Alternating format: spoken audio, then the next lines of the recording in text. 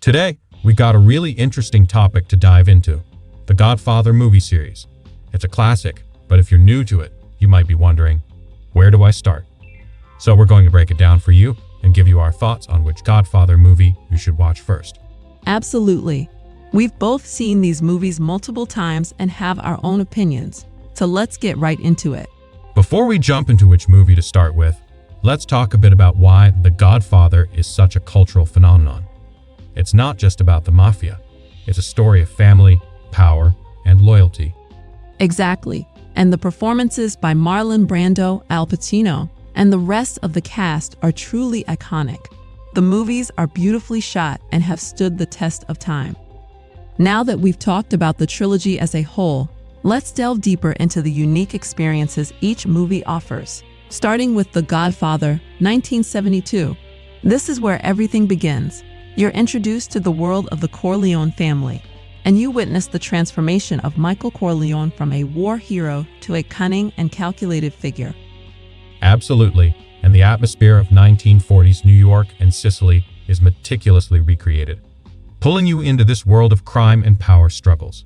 The tension between the characters, the iconic lines, "I'm gonna make him an offer he can't refuse," it all contributes to making this film a true masterpiece. Moving on to The Godfather Part III, 1974, which is an interesting departure from the traditional sequel. It actually intertwines two storylines, the continuation of Michael's journey and a deep dive into his father's earlier life. You get to see the rise of Vito Corleone, played brilliantly by Robert De Niro, and how his legacy impacts Michael's choices. And that's what makes Part 2 so unique. You're not just watching a linear progression of events. It's like peeling back layers of history and understanding how the past echoes into the present. The contrasting settings, from the old-world charm of Sicily to the gritty urban landscapes of New York, add another layer of depth. Then there's The Godfather Part IA, 1990, which concludes the saga.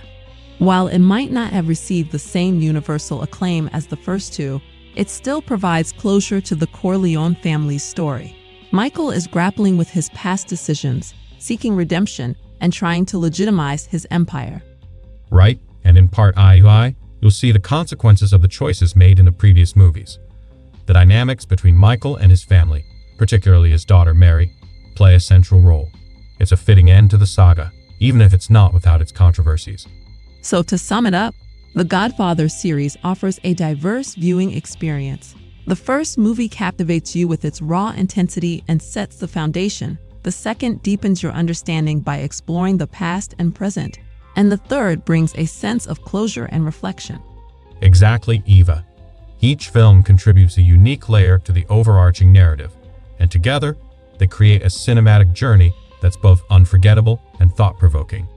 And that's why, no matter where you start, with the iconic beginning of The Godfather, the intricate tapestry of Part II, or the conclusion in Part IVA, you're in for an incredible cinematic experience that will leave you pondering the complexities of power, family, and the human condition. So, Eva, if someone's new to The Godfather, where do you think they should start? For me, James, I'd recommend starting with the first movie.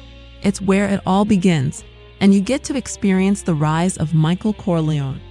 Plus, you'll understand the characters and their motivations better. I agree.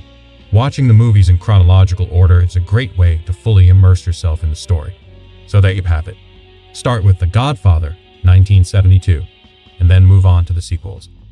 Of course, if you're a bit more adventurous, you can always try the chronological order by watching The Godfather Part III first, as it gives you a unique perspective on the family saga.